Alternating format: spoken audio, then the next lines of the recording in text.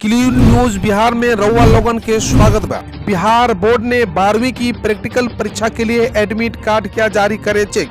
Bihar Board of School Education ने 12वीं कक्षा के लिए प्रैक्टिकल परीक्षा 2021 के लिए एडमिट कार्ड जारी कर दिया है।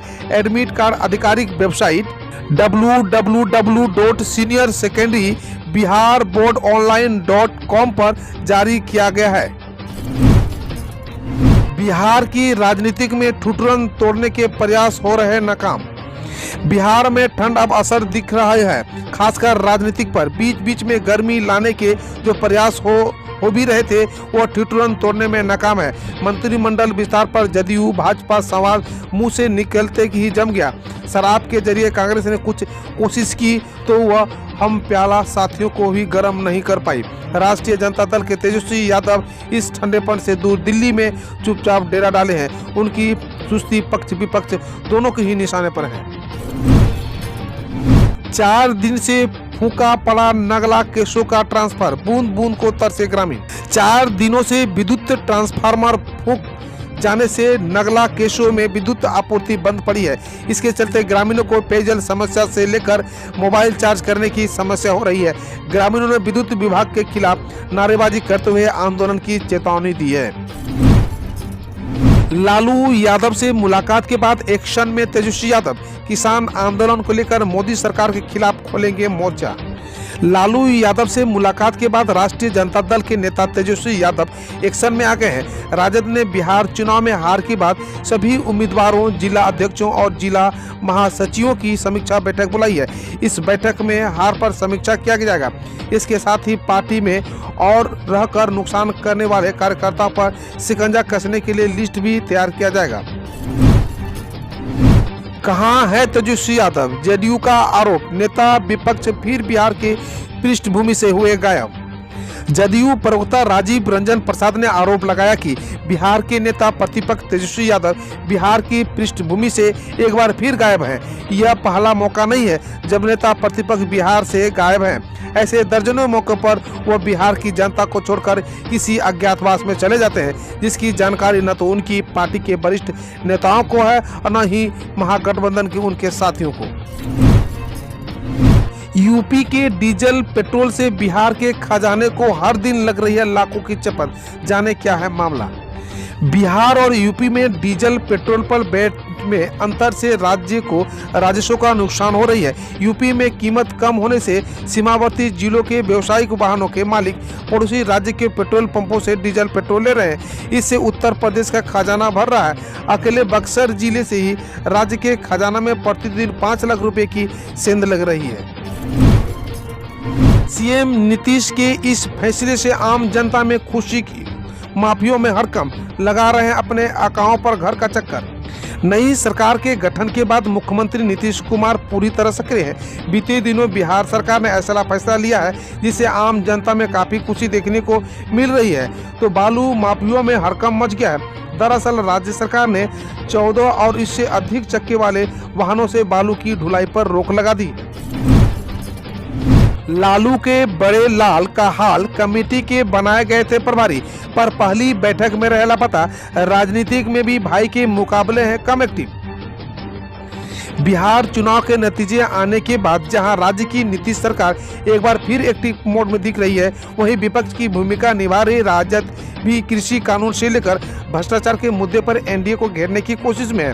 हालांकि इसी बीच लालू प्रसाद यादव के बड़े बेटे तेजप्रताप यादव पहले ही की तरह राजनीति में फिर एक कम एक्टिव दिखाई दे रहे हैं। ताजा मामला बिहार विधानसभा की एक कमेटी से जुड़ा है, जिसका प्रभार तेज प्रताप को ही सौंपा गया था, पर इस समिति की पहली बैठक में ही तेज प्रताप नहीं पहुंचे। बिहार बीजेपी सांसद ने एसपी को हटाने के लिए अमित शाह को लिखा पत्र। जाने क्या है पूरा मामला।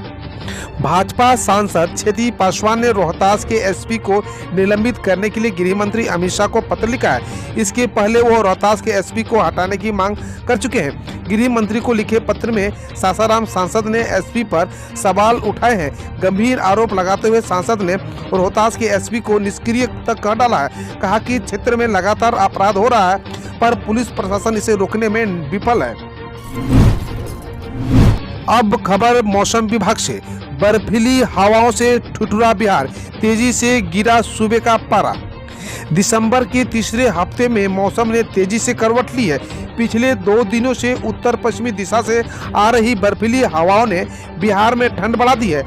16 से 22 किलोमीटर प्रति घंटा की रफ्तार से बह रही इन हवाओं का असर यह रहा कि सूबे के सभी शहरों का पारा 3 से 4 डिग्री तक नीचे आ गया है। ठंडा का आलम यह है कि गया का न्यूनतम पारा 5.1 डिग्री पर पहुंच गया है। अब जाने खबर देश विदेश से। सीएम केजरीवाल बोले, दिल्ली में कोविड-19 की तीसरी लहर खत्म होती महसूस हो रही है। दिल्ली के मुख्यमंत्री अरविंद केजरीवाल ने शनिवार को कहा, ऐसा लग रहा है कि दिल्ली में कोविड-19 संक्रमण की तीसरी लहर खत्म हो रही है या खत्म हो चुकी है। बकौल केजरीवाल, कोविड-19 मामले बढ़ने पर मुझे कहा गया था कि टेस्ट घटाने चाहिए या टेस्टिंग में धोखाधड़ी करनी चाहिए। मैंने डॉक्टरों अधिकारियों को निर्देश दिया कि लोगों का जीवन प्राथमिकता है। लव जिहाद के खिलाफ कानून के तहत सख्त की गिरफ्तारी पर इलाहाबाद एचसी ने लगाई रोक। इलाहाबाद हाईकोर्ट ने गैर कानूनी धर्मांतरण निषेध अध्यादेश के तहत मुजफ्फरनगर में दर्ज केस में सख्त की गिरफ्तारी पर रोक लगा दी है। आरोपी नदीम ने अध्यादेश की वैधता को चुनौती दी है कि और संबंधित याचिकाओं पर हाईकोर्ट ने यूपी सरकार को नोटिस भेजा है। बकौल नदीम, बकाया भुगतान से बचने के लिए उसे फंसाया गया है। पहले कहा जाता था भारत क्यों, अब कहा जाता है भारत क्यों नहीं। एसोचैम इवेंट में पीएम बोले। प्रधानमंत्री नरेंद्र मोदी ने शनिवार को उद्योग संगठन एसोचैम के कार्यक्रम को वर्चुअल संबोधित करते हुए कहा, एक जमाने में हमारे यहाँ जो परिस्थितियाँ थी उसके बाद कहा जाने लगा था कि भारत क्यों। प्रधानमंत्री ने कहा, अब जो सुधार देश में हुए हैं उनका जो प्रभाव दिखा है उसके बाद कहा जा रहा है भारत क्यों नहीं। 6-7 महीने में हमारे पास लगभग 30 करोड़ लोगों को वैक्सीन लगाने की क्षमता होगी, हर्षवर्धन बोले। स्वास्थ्य मंत्री हर्षवर्धन ने कहा है, 6-7 महीने में हमारे पास लगभग 30 करोड़ लोगों को वैक्सीन लगाने की क्षमता होगी। भारत में कोविड-19 के मामले 1 करोड़ पार होने पर उन्होंने कहा, 1 करोड़ से कुछ ही मामले ज्यादा है।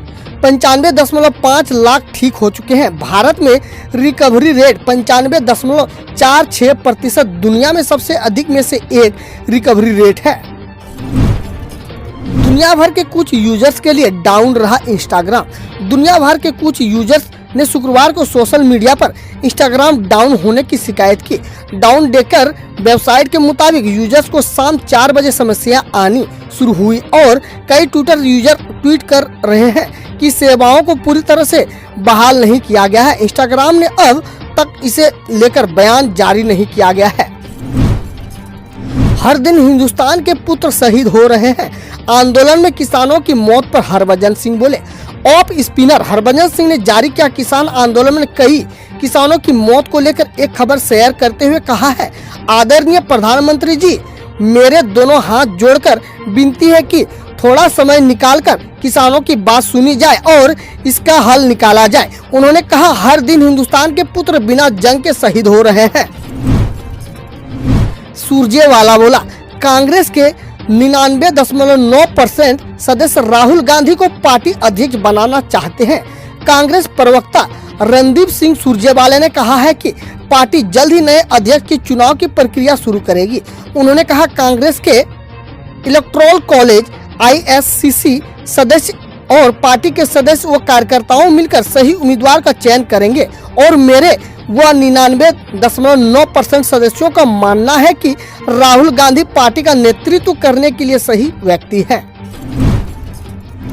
बिहार में 9वीं से 12वीं के छात्रों के लिए 4 जनवरी से खोले जाएंगे स्कूल। बिहार सरकार ने 4 जनवरी 2021 से 9वीं व 12वीं तक के छात्रों के लिए स्कूल, अंतिम वर्ष के छात्रों के लिए कॉलेज और सारे कोचिंग संस्थान खोलने का फैसला किया है। मुख्य सचिव दीपक कुमार ने बताया, कक्षाओं में आधे बच्चे को एक दिन जबकि बाकी आधे को अगले दिन आने की अनुमति होगी। 15 दिन बाद बाकी क्लास खोले जाएंगे। दक्षिण अफ्रीका में कोविड-19 के नए प्रकार की हुई पहचान 2 मामलों की दूसरी लहर को बढ़ावा दे रहा है। दक्षिण अफ्रीका के स्वास्थ्य मंत्री जोएली खाइज ने बताया कि देश में कोविड-19 के नए प्रकार 501 V2 वेरिएंट की पहचान हुई है, जो कोरोना वायरस के संक्रमण की दूसरी लहर को बढ़ावा दे रहा है। WHO ने शुक्रवार को बताया कि वह दक्षिण अफ्रीका के शोधकर्ताओं के साथ संपर्क में है, जिन्होंने वायरस के नए प्रकार की पहचान की है। कोविड-19 जैसे संकट के समय यह रवैया चीन के नीयत को दिखाता है, गतिरोध पर रक्षा मंत्री बोले।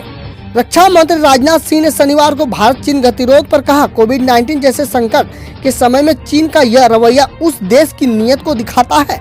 उन्होंने कहा, हमें दिखाया गया कि यह कोई कमजोर भारत नहीं है, यह नया भारत है जो किसी भी तरह की आक्रामकता का माकूल और मुकम्मल जवाब देने की कुवत रखता है। RSS के विचारक MG वैद का नागपुर में 97 वर्ष की उम्र में निधन। RSS के विचारक MG वैद का 97 वर्ष की उम्र में शनिवार को नागपुर में निधन हो गया। उनके बेटे डॉक्टर मनमोहन वैद ने इसकी जानकारी दी।